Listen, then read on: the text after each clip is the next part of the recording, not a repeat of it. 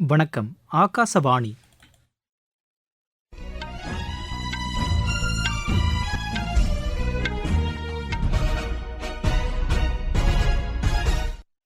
செய்திகள் வாசிப்பவர் கோபிநாத். தலைப்புச் செய்திகள்.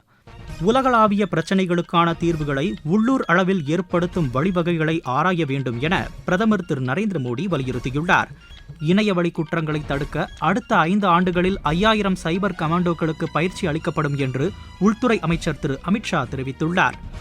நாட்டில் மின்சார வாகனங்களின் விற்பனை தொடர்ந்து அதிகரித்து வருவதாக மத்திய அமைச்சர் திரு நிதின் கட்கரி கூறியுள்ளார்.